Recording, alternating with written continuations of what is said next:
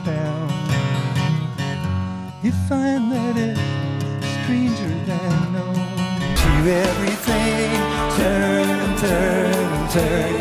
There is a season, turn, turn, turn. After I got good enough, I got a job at a coffee house, which paid $10 a night, which is big money if you're a teenager in Chicago in the 50s. And Roger McGuinn, the iconic founder of the Byrds, is saying goodbye after a tragic diagnosis that has left fans around the world stunned. For years, Roger has been a defining figure in rock music, but now he faces a challenge unlike any before. This life-changing moment has led him to make a decision that few expected. Roger McGuinn was born in Chicago in 1942, and from a young age, music was his world. As a boy, he was fascinated by the sounds of folk and rock, spending countless hours with his guitar, dreaming of something bigger. By the time he reached high school, Roger's talent was undeniable. He began playing in local bands, quickly gaining a reputation for his distinctive style, a unique blend of folk melodies and rock energy. His passion for music led him to New York City in the early 1960s, where he immersed himself in the thriving folk scene. It was here that Roger's musical journey took a pivotal turn. Inspired by artists like Bob Dylan, he saw the potential for something new, a fusion of folk storytelling with the electric energy of rock. This vision soon materialized when he moved to Los Angeles and met like-minded musicians, including David Crosby and Gene Clark. In 1964, these talented individuals came together to form a band that would soon make waves in the music industry, the Byrds. Combining folk roots with a rock beat, the Byrds were like nothing anyone had heard before.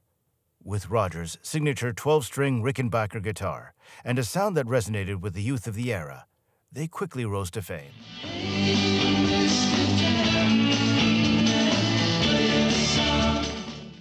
Their first major hit, Mr. Tambourine Man, released in 1965, catapulted them to international stardom.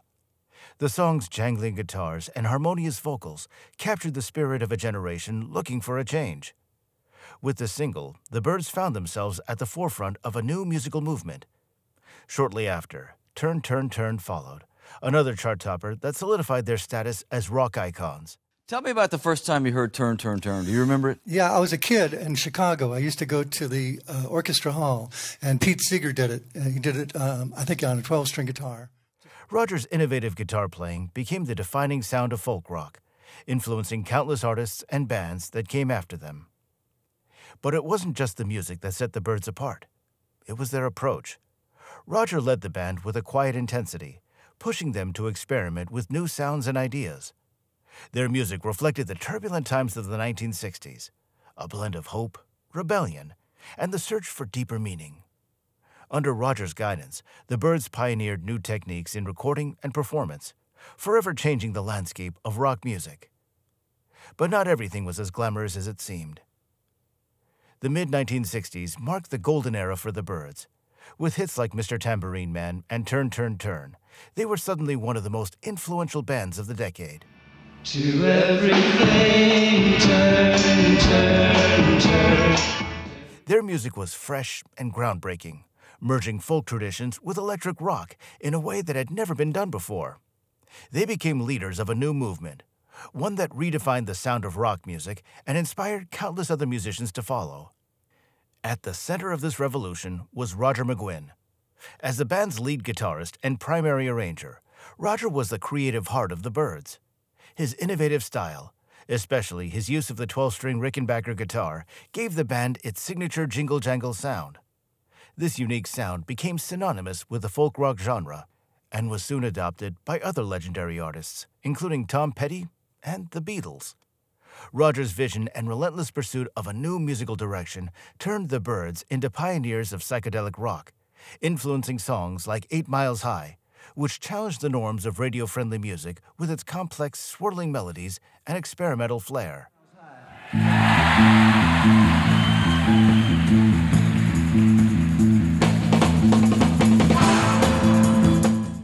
But while their sound was winning over fans, life within the band was far from harmonious. The Byrds faced many challenges, both creative and personal. Clashing egos, differing visions for their music, and constant lineup changes made it hard to keep the band together. Roger, as the band's de facto leader, often found himself caught in the middle, trying to balance artistic freedom with the need for cohesion. Even with these struggles, he managed to keep pushing the boundaries, exploring new genres like country rock, which would later pave the way for bands like the Eagles. The Byrds' influence on rock history was undeniable. They were among the first to popularize folk rock, combining the deep lyrics of folk music with the energy of rock. They experimented with new sounds, studio effects, and unconventional song structures that broke the mold. Their approach to music paved the way for the evolution of rock, helping it grow into the diverse and dynamic genre it is today. Yet, as the spotlight shone bright, the shadows began to loom larger. As the Byrds soared to fame, Roger McGuinn found himself swept up in the chaos that often accompanies rock stardom. The late nights, endless tours, and constant pressure began to weigh heavily on him. The rock and roll lifestyle was fast-paced and unforgiving. It was a world filled with temptations, and Roger, like many of his peers, struggled to keep up with its demands. In the 1960s and 70s, substance abuse was common in the music industry, and Roger was no stranger to it. At first, it seemed like a way to keep up with the grueling pace of life on the road, but over time, it took a toll. The long nights turned into long days, and soon, the substances that were meant to enhance creativity became chains that held him back. Roger battled with the lure of drugs, experiencing firsthand the damage that they could do to both body and mind. He saw his health decline, and the exhaustion became more than just physical. It seeped into his soul, leaving him feeling lost and disconnected from the music he loved. Adding to his struggle was a loss of several close friends and bandmates. The death of Gene Clark, Michael Clark, and other musicians he had known and worked with deeply affected him. Their deaths left a void, and Roger found himself wrestling with grief while trying to navigate his path. But that wasn't the end of Roger's struggles. Another challenge was waiting in the wings.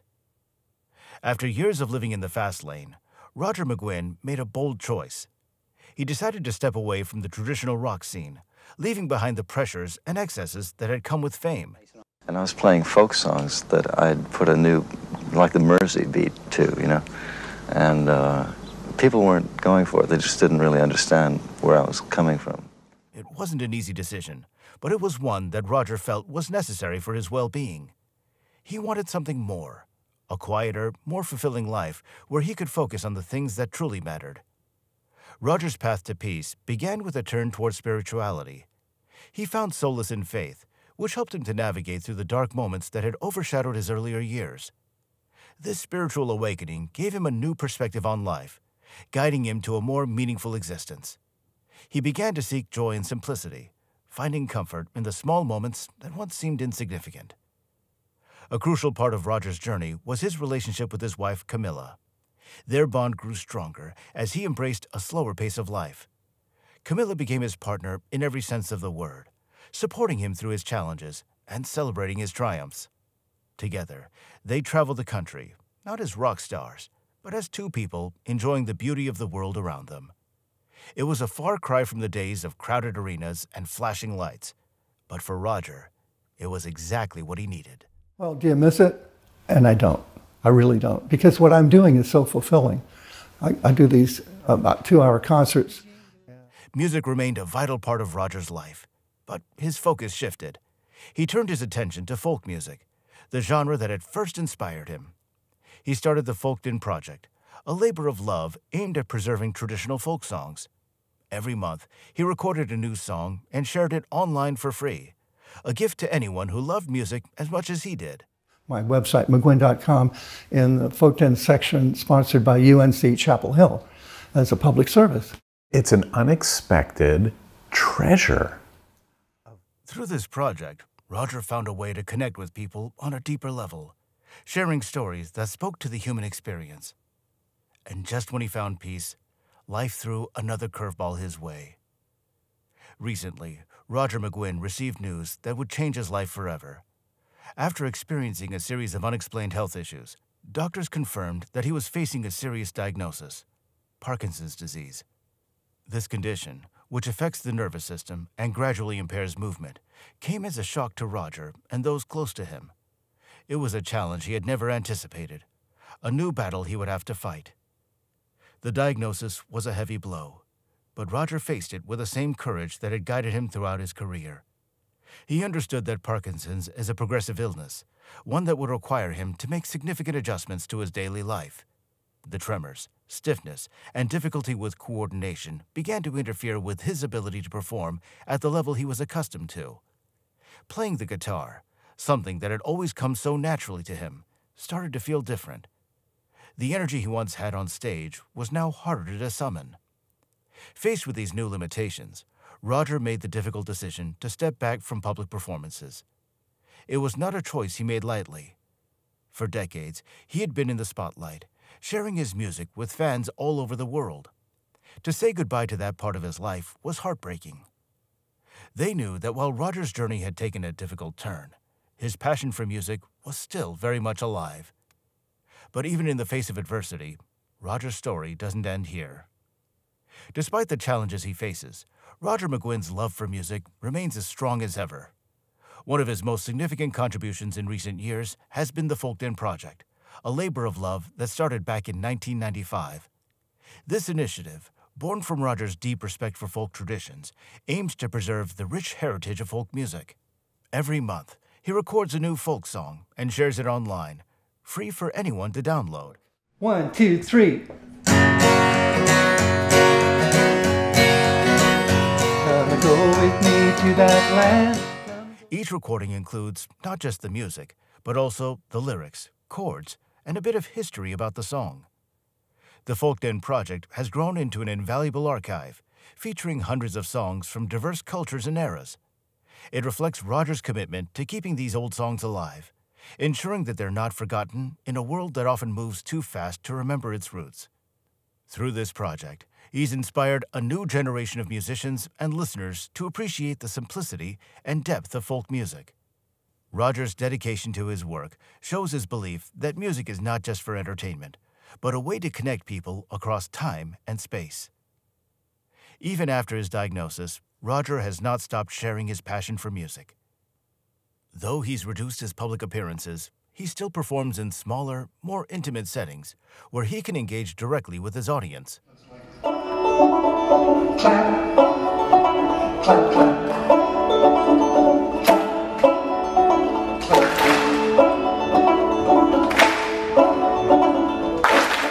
These concerts are different from the large, loud rock shows of his past.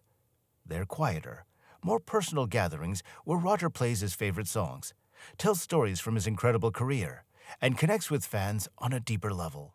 Gene Clark thought it should be 8 Miles High because the Beatles had a song called 8 Days a Week. So I said, well, we could change it to 8 Miles High. Who's going to care? Poetic license, right? Well, I didn't realize it, but the radio stations did the math. These performances have become more meaningful to him over time. Instead of chasing fame, Roger now focuses on creating moments that matter, where he can share not just his music, but also his experiences, his lessons, and his love for life. Roger McGuinn's influence on the music industry is undeniable. As the founder and lead guitarist of the Byrds, he helped shape a new sound that forever changed rock music. The unique blend of folk and rock that Roger introduced through songs like Mr. Tambourine Man and Turn, Turn, Turn sparked a musical revolution in the 1960s.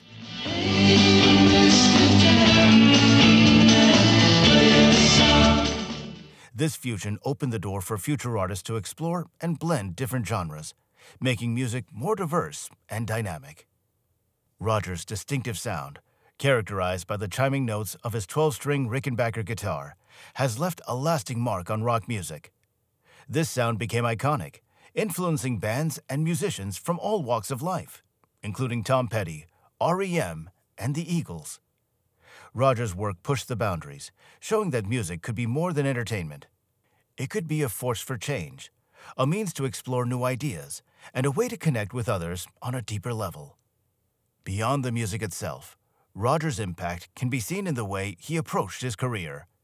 He remained true to his vision, even when it meant taking risks or going against the grain. He showed that it was possible to have a successful career without losing one's identity or integrity. His dedication to his craft, his willingness to innovate, and his commitment to preserving the rich traditions of folk music have made him a role model for countless musicians around the globe. The Byrds songs continue to resonate with fans of all ages, proving that great music never fades. The band's albums are still celebrated for their creativity and influence, and their music is studied by new generations who seek to understand what made their sound so special. Roger speaks from the heart when he says that he never expected his career to last so long or to touch so many lives. Well, that's what the impression I got when Elvis died. Yeah, that was a feeling. And I started to see behind the sugar coating, I started to see evil. He feels blessed to have been able to share his music with the world and to have connected with people across different generations. For him, the true joy has always been in the sharing, the stories, the songs, the memories created together. Even though his diagnosis has brought new challenges, Roger remains hopeful and determined. Looking to the future, Roger hopes that his music will continue to inspire and bring comfort to others. He wants his work with the Byrds and the Folk Den Project to be seen not just as a collection of songs, but rather as a testament to the power of music to connect, heal, and uplift.